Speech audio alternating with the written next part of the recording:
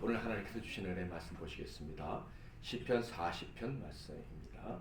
시편 40편 1절부터 3절 말씀.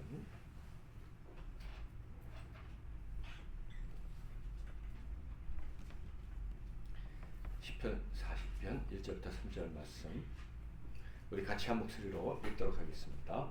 영상을 참조하실 분들은 참조하십시오. 시작. 내가 여호와를 기다리고 기다렸더니 귀를 기울이사 나의 부르짖음을 들으셨도다. 나를 기가 막힐 웅덩이와 수렁에서 끌어올리시고 내 발을 반석 위에 두사 내 걸음을 견고하게 하셨도다. 새 노래 곧 우리 하나님께 올릴 찬송을 내 입에 두셨으니 많은 사람이 보고 두려워하여 여호와를 의지하리로다. 아멘. 할렐루야. 오늘 잘 나오셨습니다. 옆에 계신 분 사랑하고 축복합니다. 사랑하고 축복합니다. 오늘은 여호와를 기다리는 마음, 여호와를 기다리는 마음 이런 제목으로 하나님 말씀을 상고하겠습니다. 우리의 삶을 어떻게 표현할까라고 할 때 기다림의 연속이다라고 표현을 하기도 합니다. 유명한 여자의 일생이라는 책도 있죠. 남편을 기다리고 그리고 자식을 기다려도 결국 슬프게 끝나는 그런 모파상의 작품인데, 또 우리나라 말에도 여자는 태어나면은 부모님께 순종하고 또 부모님을 기다리고 남편을 기다리고 자식을 기다리다 끝난다 이런 얘기도 있어요. 그런데 여성만 그렇습니까? 모든 사람이 다 그렇죠. 뱃속에 있을 때는 빨리 태어날 날을 기다리고 태어나서는 엄마 젖을 기다리고 부모의 사랑을 기다리고 우정을 기다리고 칭찬을 기다리고 좋은 성적과 좋은 배우자를 기다리고 월급날 기다리고 아파트 당첨될 날 기다리고 어렸을 때는 빨리 나이 들기를 기다리고 나이 드는 날이 빨리 안 가기를 소망하고 이렇게 살다가 가는 게 인생이다. 그렇다면 이렇게 평생의 기다림이라고 할 때 그 기다림이라는 게 가치가 있을까? 솔로몬은 이렇게 대답을 했어요. 전도서 1장 2절에 3절. 전도자가 이르되 헛되며 헛되고 헛되니 모든 것이 헛되도다. 해 아래서 수고하는 모든 수고가 사람에게 무엇이 유익한가? 결국 우리가 하는 수고는 좋은 날을 기다리면서 사랑하는 자들과 행복하게 살 날을 기다리면서 수고하는데 그게 다 헛되다. 이렇게 이야기를 합니다. 자, 그렇다면 정말 사람의 일생이란 허무한 기다림의 연속일 뿐일까? 잠시 기쁨을 위해서, 잠시 보람을 위해서 나머지 시간을 다 기다리며 살다가 그냥 가는 게 인생일까? 당연히 그렇지는 않습니다. 왜냐하면 이 기다림이라는 것 누가 허락하신 거예요? 하나님이 인생에게 허락하신 것이기 때문에 우리의 생각과 일반적인 생각과 다른 가치가 분명히 담겨져 있을 것입니다. 기다림이 가치가 있기 때문에 하나님이 기다리게 하셨다라는 거예요. 죄로 말미암아 어두워진 지성을 가진 우리들은요, 내일을 전혀 알 수가 없어요. 그래서 이 기다림이 고통스럽고 또 기다렸던 그날이 왔을 때 우리의 생각과는 다르기 때문에 이게 불행하다고 느끼고 허무하다고 느끼는 거예요. 그런데 하나님께서는요, 정말 기다려야 될 것을 가르쳐 주셨어요. 그 기다려야 될 것을 기다리면 우리 인생은 결코 허무하지 않은 거예요. 아까 우리 집사님이 창조의 목적을 회복하게 해달라는 기도를 드렸는데, 사람은 원래 어떤 목적으로 만들어졌냐면 평생 영원토 하나님을 바라보며 살도록 만들어진 거예요. 그러니까 하나님만을 기다리며 사는 인생은 복된 인생, 결코 허무하지 않은 인생인 거예요. 우리가 죄로 말미암아 우리의 지성이 무너지고 우리의 감각이 깨어지고 헛된 소망들이 가득 차 있지만, 우리가 하나님을 기다릴 수만 있다면, 모든 것을 회복시키고 우리의 존재 가치를 회복시키실 하나님을 기다릴 수만 있다면 우리는 허무하지 않은 인생을 살아갈 수가 있게 되는 거예요. 하나님의 구원, 하나님이 치료해 주시고 위로해 주신 날을 기다리는 거, 회복을 기다리는 거, 하나님과 인격적인 만남을 기다리는 거, 그 말씀을 들을 때 마음속에 믿음이 가득하고 신뢰가 가득하고 순종하기 원하는 열망이 가득한 날을 기다리는 거, 하나님의 손이 나를 붙들고 계신 게 전혀 의심이 되지 않는 그 날을 기다리는 거, 영원히 함께 하실 것이라는 확신을 가지고 마음에 희락이 넘쳐나는 그날을 기다리는 거, 천국 소망으로 충만해진 그 때를 기다리는 거, 그런 날들을, 그런 때를 기다리는 것은 하나님이 기뻐하시는 것이다. 결코 험한 일이 아니다라는 거예요. 자, 우리 인생에서 기다림이 중요하다고 말씀을 드렸는데, 특별히 우리 인생의 전부가 기다림이라면 하나님이 기뻐하시는 기다림의 시간은 어느 정도 돼야 될까요? 그러니까 많은 분들이 하나님을 기다린다고 할 때 응답이 될 때까지, 어떤 어려움이 극복될 때까지 기다리는 그 정도의 유효기간을 가진 기다림 가지고 신앙생활하는 분들이 많은 것 같아요. 그래서 정말 어떤 분은 한 번 기다리고 응답받고 그 다음부터는 안 기다리고, 또 기다려서 응답 받았는데 또 기다리는 일이 발생하면은 내 믿음이 약해졌나?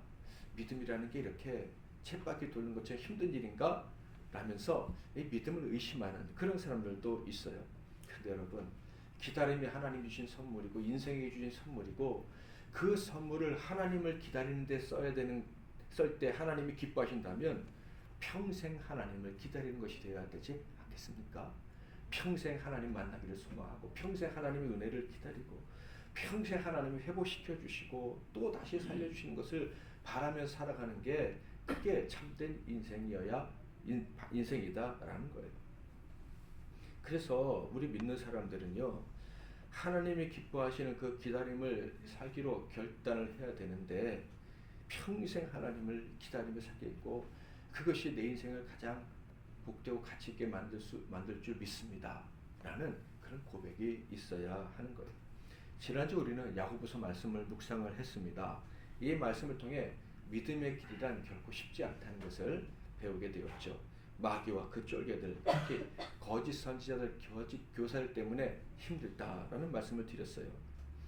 이것을 받아들인다면, 즉 믿음의 길이 어렵다는 것을 받아들인다면 평생 하나님을 기다리는 삶 역시 쉽지는 않겠구나라는 것을 인정을 해야 합니다.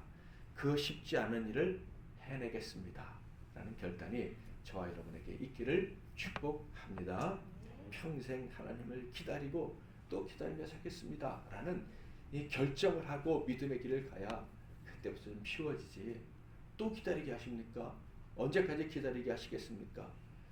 기다림 자체가 축복인 줄 모르고 그것 기다림을 답답하게 여기며 살면 참된 믿음의 길을 갈 수가 없는 거예요. 믿음의 여정에서 힘든 게 바로 이 점이죠. 평생 하나님을 기다리는 게 믿음의 길이다 라는 사실. 기다리며 살아가는 것, 하나님을 기다리며 믿음의 길을 걸어가는 것은 당연한 것이다. 그래서 내가 하나님을 기다릴 수만 있다면 오히려 감사해야 돼. 또 기다려야 됩니까? 하면서 불평하는 게 아니라 기다릴 수 있으면 감사해야 돼. 그렇게 살아가야 된다는 것이 어떤 사람들에게는 무거운 짐이 될 수도 있어요. 그렇지만 기다림이 복인 줄 믿으시기를 바랍니다. 끝나지 않는 기다림에서 절대 지쳐 쓰러지지 않는 우리 성도들이 다 될 수 있기를 주님의 이름으로 축복합니다. 죄인들은요, 허무한 기다림의 연속인 그 인생을 살다가 결국 쓰러지고 맙니다. 그러나 죄 용서받은 저와 여러분은요, 가치 있는 기다림을 살다가 가는 거예요. 물론 믿는 우리들도 죄의 영향력 때문에 이 무지에서 완전히 벗어나지 못해서 이 기다림이 힘들고, 나중에 정신 차리고 보면 또 험한 거를 기다리고 있었구나 라는 것을 깨닫고 하나님께 회개할 때가 있지만, 그럼에도 불구하고 우리 믿는 사람은 나는 가치 있는 삶을 산다. 무엇 때문에? 기다릴 수 있기 때문에. 기다릴 수 있기 때문에 가치 있는 삶을 산다라는 것을 깨닫고 기뻐해야 합니다. 하나님과 그의 나라를 기다릴 수 있음을 기뻐하시기를 바랍니다.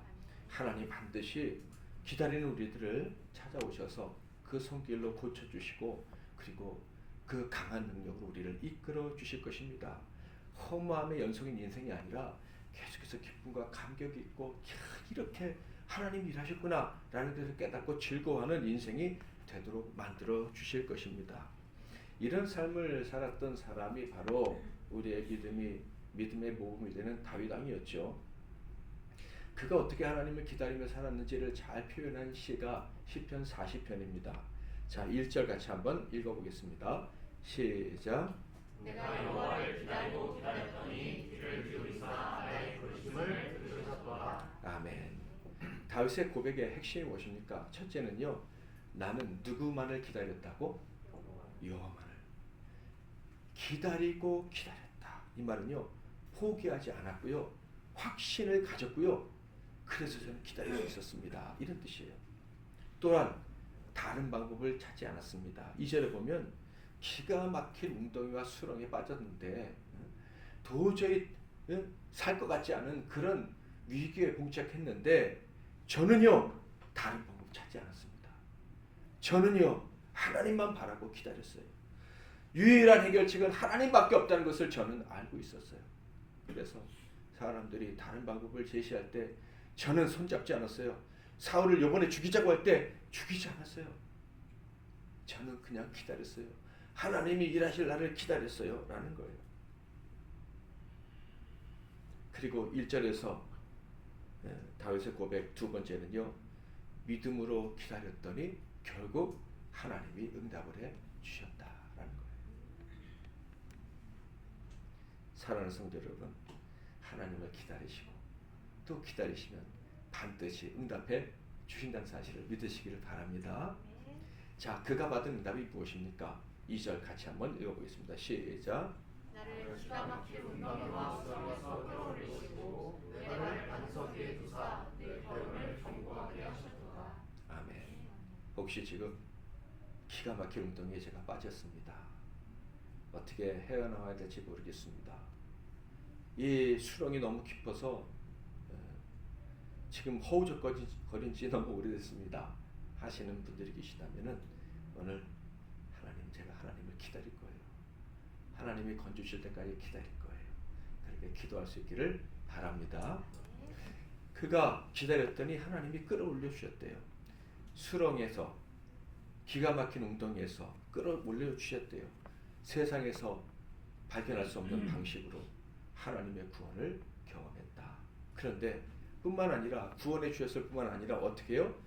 걸음을 견고하게 걸을 수 있도록 반석 위에 나를 세워 주셨다.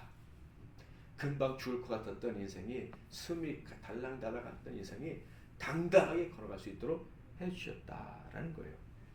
이런 응답으로 말미암아서 삶의 새로운 변화들을 겪게 되는데 40장 3절에 보면, 40편 3절에 보면 새 노래 곧 우리 하나님께 올릴 찬송을 내 입에 두셨으니 많은 사람이 보고 두려워하여 여호와를 의지하리로다. 하나님을 기다린 것에 대한 보상이 응답뿐만 아니라 계속해서 굴비역듯이 자기에 찾아왔다, 이런 얘기예요.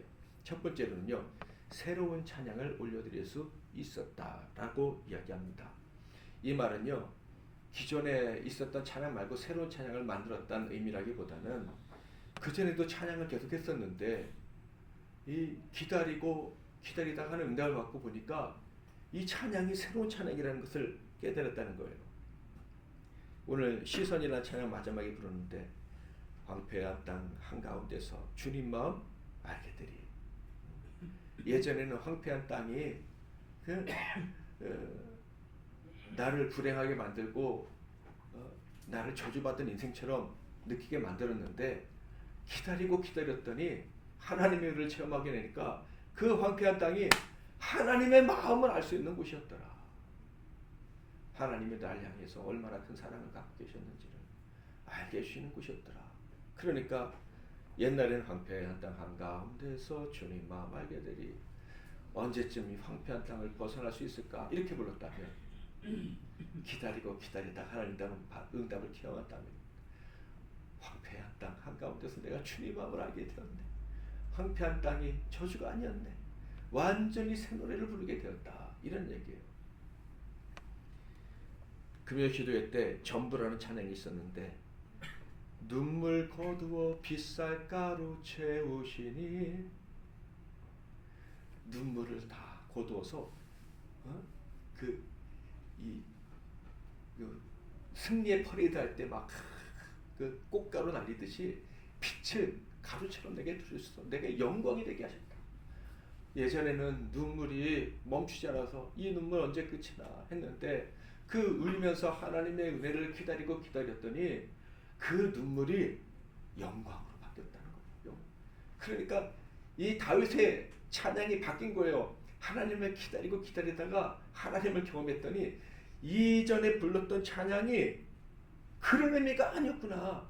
그런 의미가 아니었구나. 여호와 우리 주여 주의 이름이 온 땅에 어찌 그리 아름다운지. 그리 아름답다는 게 뭡니까?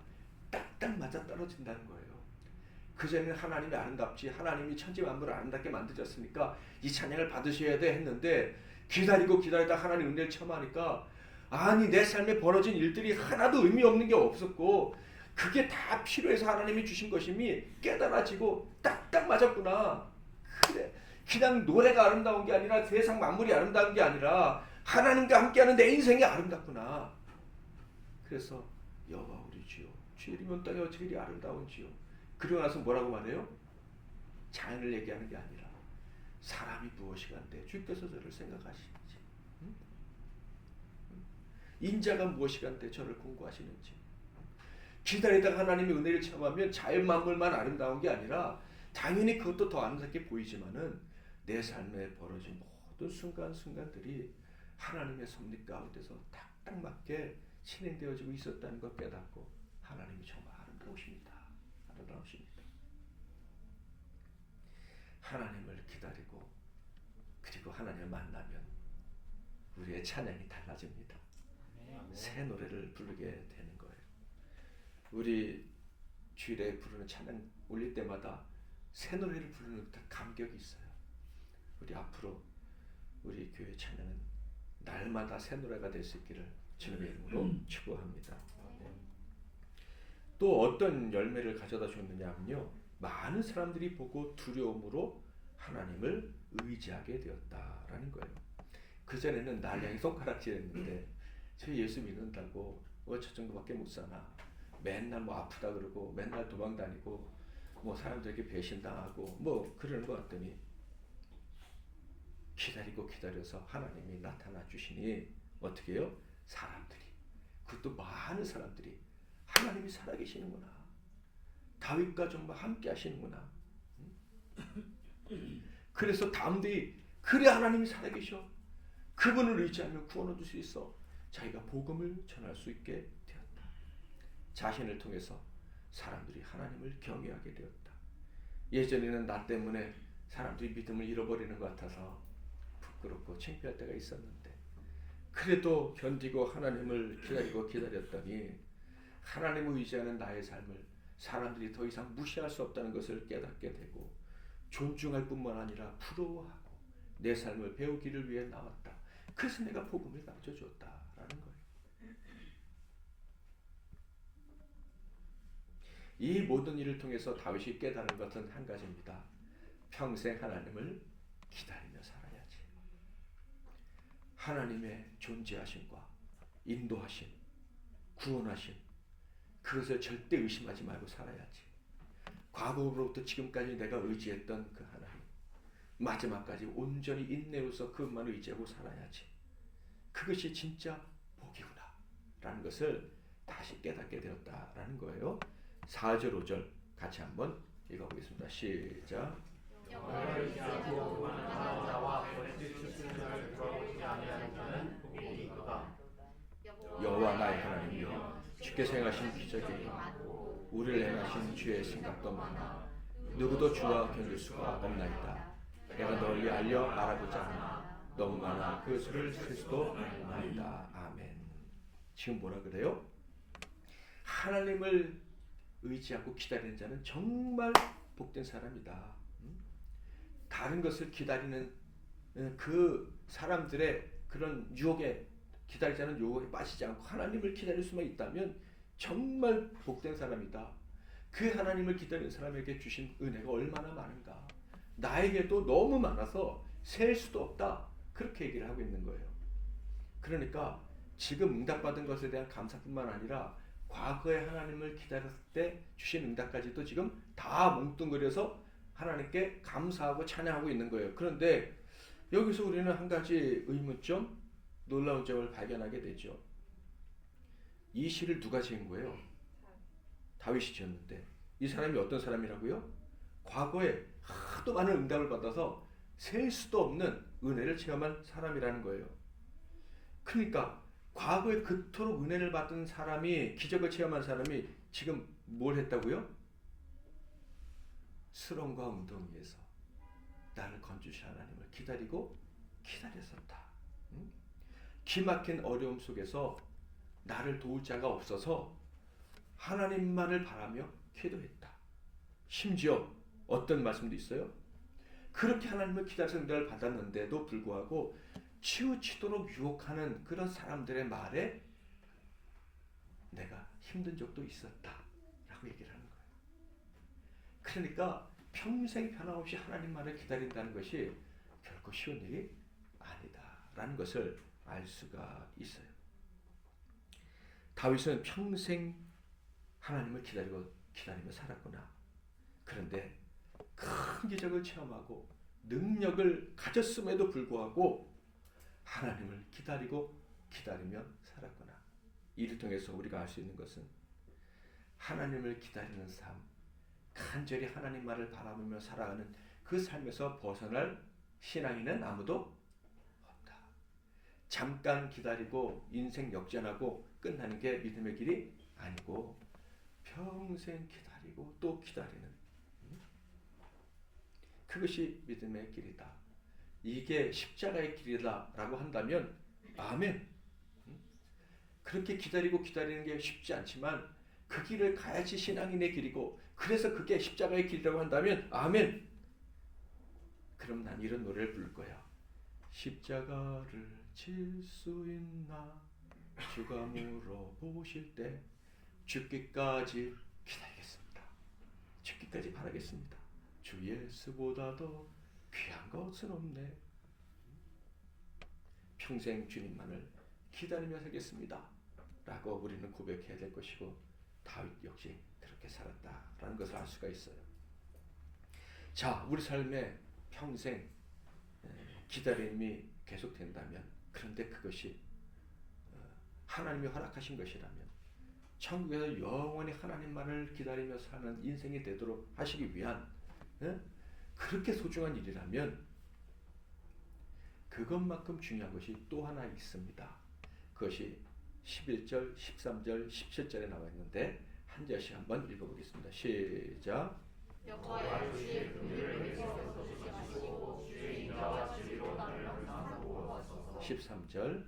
여호와의 온전을 베푸사 나를 구원하소서. 여호와의 손길을 도우소서. 17절. 나는 가난하고 궁핍하오나 주께서 나를 생각하시오니 주는 나의 도움이시오 나를 건지시는 이시라. 나의 하나님이여 지체하지 마소서. 아멘. 우리가 하나님을 기다리는 것만큼 중요한 일은요, 어쩌면 그것보다 더 중요할 수도 있겠죠. 그것은 우리가 하나님을 기다리고 기다릴 때 하나님 우리를 찾아와 만나 주시는 것입니다. 우리의 기도에 응답을 해 주시는 것입니다. 우리를 구원하시고 우리를 회복시켜 주시는 거예요. 하나님을 경험하게 해 주시는 거예요. 하나님을 기다리고 기다렸는데 하나님이 만나주지도 않으셨다. 응답을 해 주시지도 않으셨다. 그러면 진짜 불행한 사람이죠.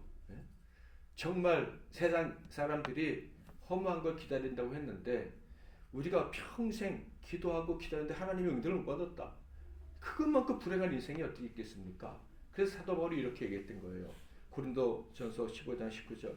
만일 그리스도 안에서 우리가 바라는 것이 다만 이 세상의 삶뿐이면 모든 사람 가운데 우리가 더 불쌍한 자이리라. 기다림의 끝에 하나님의 응답이 없어요. 그냥 기다리고 기다렸더니 뭐 자식도 잘 되고 남편도 잘 되고 오케이 그런 일은 있는데 하나님이 정말 나를 만나 주시는 일을 경험하지 못했어요. 죽은 자를 살리시는 부활의 능력이 나와 함께 하신다는 그런 신비한 경험이 내게 없어요. 그렇다면 세상의 많은 사람들 중에 우리는 가장 허무한 일을 바라보면서 일생을 산 가장 불쌍한 사람이라는 거예요.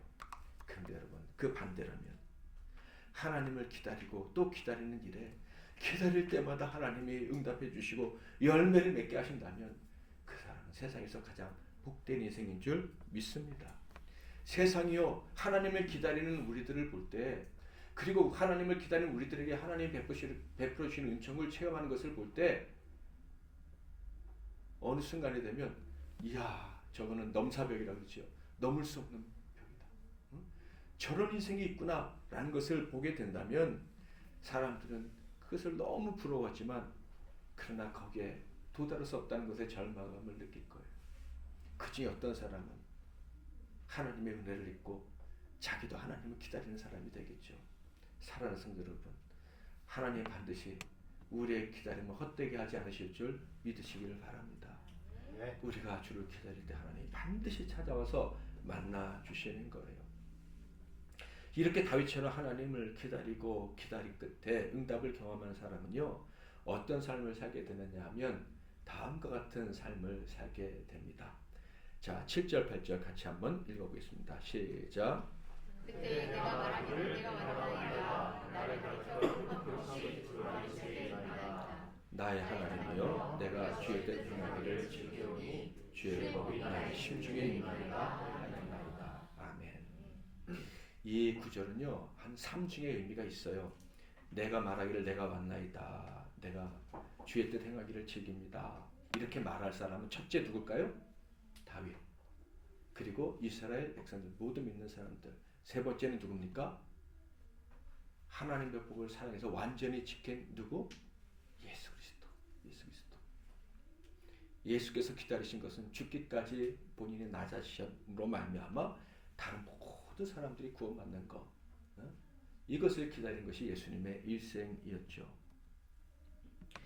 바로 기다리고 기다려서 하나님의 은혜를 경험한 사람은요, 하나님의 말씀에 헌신합니다.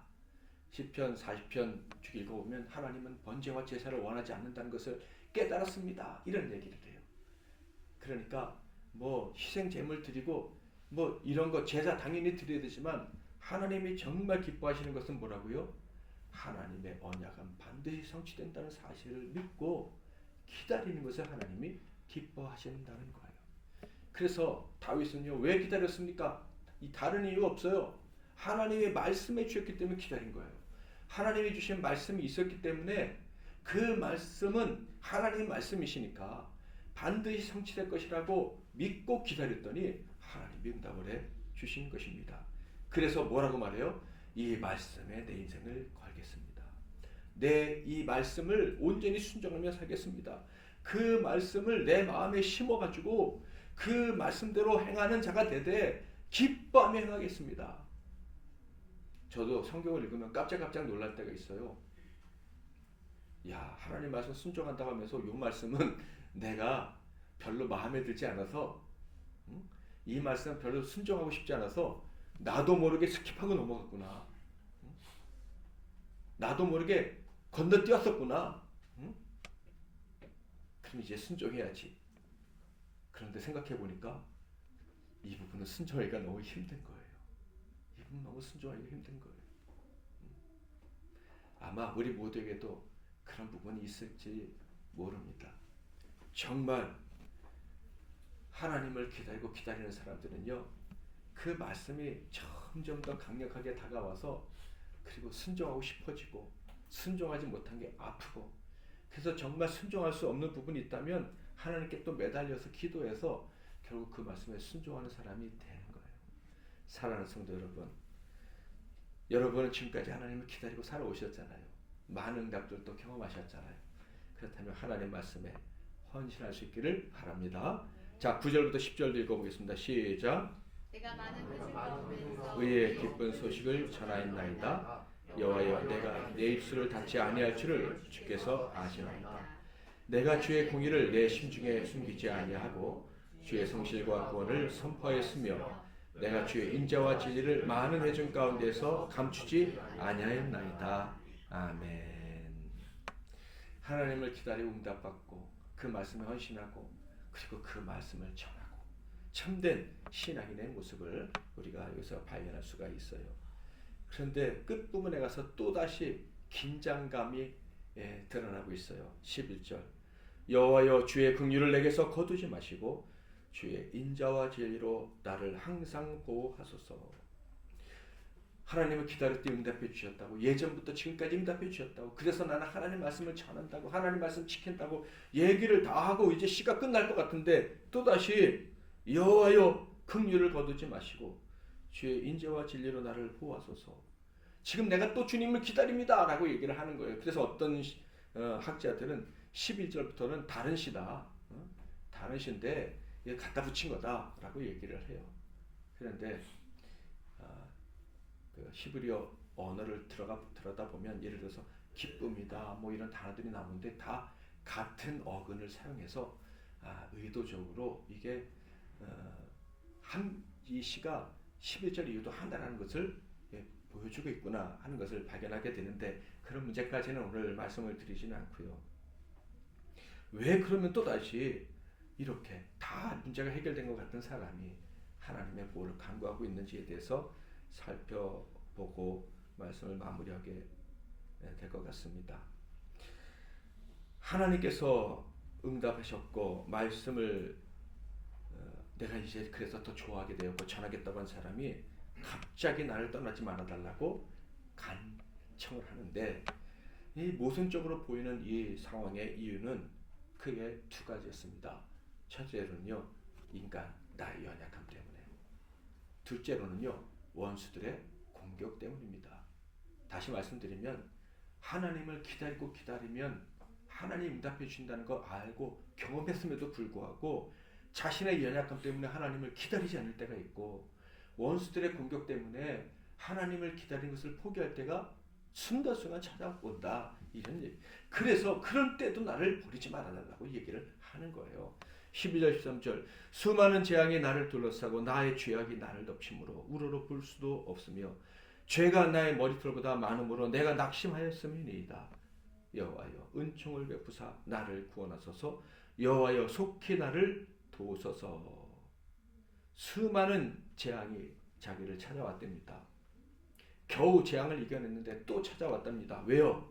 나의 죄악 때문에, 나의 연약함 때문에, 나의 낙심, 불신 때문에, 세상의 시선을 빼앗겨서 주님을 바라보지 못해서 기다림의 가치를 망각해서 내가 또다시 재앙에 사로잡히게 되었습니다. 저는 이렇게 부족한 자입니다. 하나님만을 기다리면 된다는 거 알면서도 이 본질적인 연약함 때문에 그 일을 못해요. 제가 살아보니까 하나님을 바라보라고 기도하라고 막 사람들에게 얘기하면서도 왜 하나님을 바라보지 않냐고 하면서도 나는 엉뚱한 것을 바라볼 때가 있더라. 우리는 우리를 속일 때가 너무 많습니다. 이 본질적으로 거짓에 익숙해져 있고 본질적으로 자신을 제대로 돌아볼 줄을 몰라요. 자기를 잘 안다고 하는 사람조차도 정말 자기를 몰라요. 내가 무슨 말을 하는지도 모르고 말할 때가 너무 많다는 거예요. 다윗이 얼마나 정직한 사람입니까? 하나님, 저는 여전히 죄악 가운데 있어요. 그래서 하나님을 온전히 바라보지 못해요. 그러니 도와주세요 라고 이야기를 하는 거예요. 저를 버리지 말라고. 또 다른 어려움은요, 14절 15절 내 생명을 찾아 멸하려 하는 자는 다 수치와 낭패를 당하게 하시며 나의 해를 기뻐하는 자는 다 물러가 욕을 당하게 하소서. 나를 향하여 하하하하 하며 조소하는 자들이 자기 수치로 말미암아 놀라게 하소서. 지난주 말씀드린 대로 우는 대적 마귀가 사자처럼 쉴 새 없이 공격해 오기 때문이에요. 심지어 적군으로만 공격해 오는 게 아니라 가장 사랑하는 가족으로 위장해서 공격해 올 때도 있어요. 골리앗같이 세상의 힘을 앞세워 올 때도 있지만 가장 가까운 사람이 하나님을 바라보지 못하게 할 때도 있다라는 거예요. 내가 존경했던 사람, 믿었던 사람들이 놀랍게도 세상적인 방법을 제안을 할 때도 있어요. 다윗은 바로 그러한 때 내가 또 이 세상의 공격에 넘어져서 하나님 바라보지 못했구나 하는 수치를 느낄 때, 그때 하나님 저를 버리지 마시고 오히려 제가 하나님 바라보지 못해 넘어지는 그 모습을 조롱하는 자들에게서 저를 건져달라고 이렇게 기도하고 있습니다. 계속해서 어려움을 당할 때 다윗의 선택은 그럼에도 불구하고 한 가지예요. 내 약점이 도대체 뭔지도 몰라서 힘들고 원수의 공격이 얼마나 더 클지도 몰라서 그때에도 나는 변함없이 하나님을 기다릴 것이다. 하나님을 소망하며 하나님의 은혜를 구하는 삶을 절대 포기하지 않을 것이다. 16절 17절 다 같이 한번 읽어보겠습니다. 시작. 주를 찾는 자는 다 주 안에서 즐거워하고 기뻐하게 하시며 주의 구원을 사랑하는 자는 항상 말하기를 여호와는 위대하시다 하게 하소서. 나는 가난하고 궁핍하오나 주께서는 나를 생각하시오니 주는 나의 도움이시오 나를 건지시는 이시라. 나의 하나님이여 지체하지 마소서. 아멘. 사랑하는 성도 여러분, 우리의 신앙과 신앙 인격이 완성되는 날이 올까요? 안타깝지만 정직하게 말씀을 드립니다. 결국 그날은 오지 않습니다. 그저 우리는 믿음의 완성을 위해서 달려갈 뿐, 우리의 인격이 완성되길 바라며 달려갈 뿐, 절대 이 땅에서는 그게 완성이 되지 않는 거예요. 그래서 믿음이 좋은 사람일수록 자기를 더 부끄럽게 여길 줄 아는 거예요. 나는 죄인 중에 괴수다. 이렇게 고백할 수밖에 없는 거예요. 고린도전서 13장 12절 우리가 지금은 거울로 보는 것까지 희미하나 그때에는 얼굴과 얼굴을 대하여 볼 것이요. 지금은 내가 부분적으로 하나 그때에는 주께서 나를 아신 것 같이 내가 온전히 알리라. 천국에 간 그때만 내가 온전해질 수 있다. 지금은 부분적일 수밖에 없다라고 얘기를 하는 거예요. 그래서 사도 바울은 나는 작은 자, 지극히 작은 자입니다. 심지어 마지막에는 죄인 중에 괴수입니다. 고백한 거예요. 그래서요, 정말 주님을 기다리고 살기로 결단한 사람은 기도의 시간이 늘어날 수밖에 없습니다.